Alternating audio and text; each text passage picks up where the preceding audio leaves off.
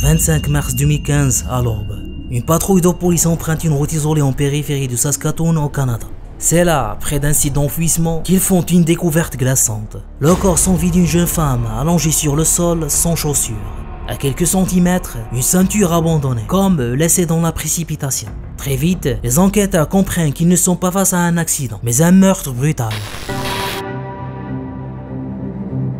La victime retrouvée au petit matin est rapidement identifiée. Brittany Gargol, 18 ans, étudiante à Saskatoon, pleine de vie et très proche de sa famille. La cause de sa mort est l'étranglement. La veille, le 24 mars 2015, Brittany sort avec son amie intime, Cheyenne Rose-Antoine, âgée de 21 ans. Les deux jeunes femmes passent la soirée ensemble. Elles font la tournée des bars, consomment de l'alcool, partagent quelques joints et finissent par se rendre chez un ami commun. Tout semble alors banal. Deux amis, une nuit de fête, un selfie posté sur Facebook pour immortaliser le moment. Dès les premières heures de l'enquête, tous les regards se tournent vers Cheyenne, la dernière personne à avoir été vue avec Brittany. Elle raconte aux policiers que, après leur soirée, Brittany serait partie seule avec un inconnu, la laissant derrière elle. Mais rapidement, les enquêteurs commencent à détecter des incohérences. Les caméras de surveillance des bars ne montrent aucune trace de cet homme mystérieux. Plusieurs témoins confirment que Brittany et Cheyenne sont restés ensemble jusqu'à une heure avancée de la nuit. Malgré ces signaux, la preuve matérielle directe fait défaut. Cheyenne devient suspecte, mais rien ne permet encore de la relier au meurtre de façon incontestable. C'est alors qu'un élément inattendu va tout changer. Alors que l'enquête piétine depuis plusieurs mois, les policiers décident de passer au crible des publications de Cheyenne sur les réseaux sociaux.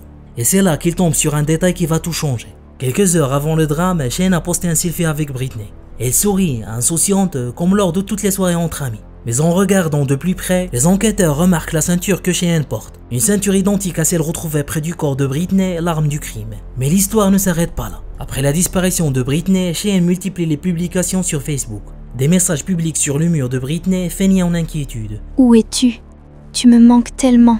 Des condoléances après la découverte du corps, comme si elle pleurait sa disparition. Cette mise en scène, loin de la disculper, l'enfonce davantage. Pour la police et les procureurs, elle montre clairement que Cheyenne connaissait la vérité et essayait de dissimuler son implication. Le selfie et les publications deviennent ainsi les pièces maîtresses qui vont permettre de résoudre l'affaire. Acculé par les preuves numériques et le témoignage d'une amie à qui il avait avoué le meurtre dans un état d'hystérie, Cheyenne craque. Sous l'effet de l'alcool et de la drogue, il ne se souvient pas des détails précis, mais raconte une dispute qui dégénère en bagarre violente, se terminant par l'étranglement de Brittany avec sa propre ceinture. Le 18 décembre 2017, plus de 2 ans après les faits, Cheyenne plaide coupable d'homicide involontaire. Les procureurs soulignent son manque de remords et ses tentatives de manipulation sur les réseaux sociaux et demandent une peine sévère. Elle est finalement condamnée à 7 ans de prison, une peine qui suscite le débat dans la communauté. La famille de Brittany, dévastée, publie un communiqué. Rien ne ramènera notre fille, et sa peine de prison ne nous apportera pas la paix.